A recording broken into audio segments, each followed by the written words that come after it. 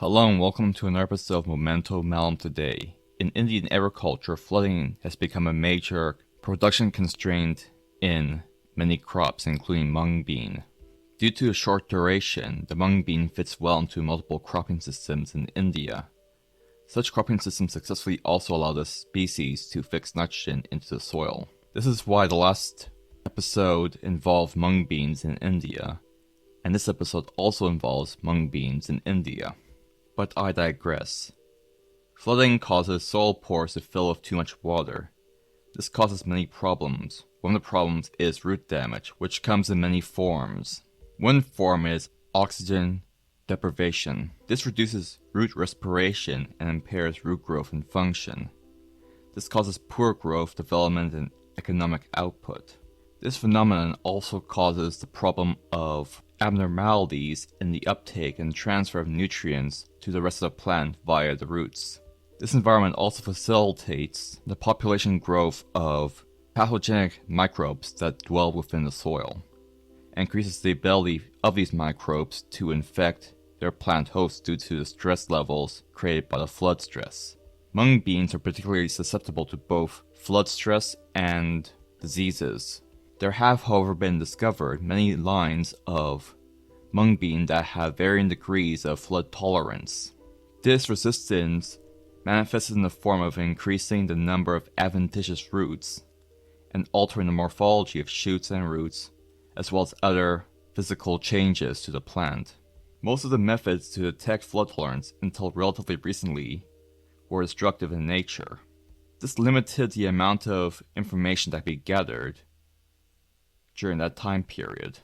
Within the framework of this paper, a technology was being tested called NDVI as a potential replacement for the prior methods. You see, healthy plants absorb red light and reflect more near-infrared light. NDVI detectors measure the amount of near-infrared light as a proxy for plant health. And I'm going to bounce away from the paper for a quick second and mention that during my time in undergrad, in the crop physiology course, I did tinker around with the NDVI technology and it does work quite well.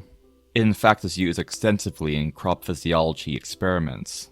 But I once again digress. This method was tested out under the ICAR organization using 12 mung bean lines, which will be seen in the next slide.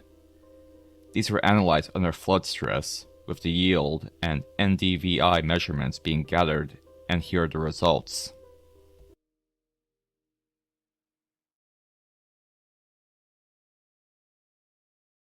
If you want to donate to my channel, the links are below. If you want to buy my book, you can also find that link in the description box below.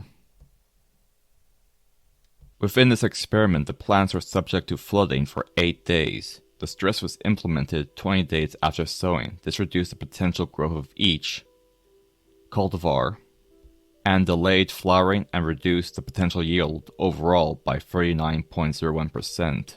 The total chlorophyll content decreased by 10% among the genotypes under stress compared to those under no stress. There are also differences between cultivars in this regard. The cultivars EC693356, the cultivar EC455144, and Vibav retain a greater level of chlorophyll in comparison to the other lines tested. The cultivars IC415144, the cultivar EC693356, and the cultivar PAU911 were found to be consistently green under both control and stress conditions. In terms of yield, only EC693356 excelled under these stresses and produced the required yield to make it economically viable. The study revealed that there's a strong association of grain yield with NDVI and chlorophyll fluorescence. This means that this method could be used to select lines for more tolerance to flooding to breed new cultivars. Indeed, the study I'm referencing found one such line in the form of EC693356. And that about covers everything. Thank you for watching.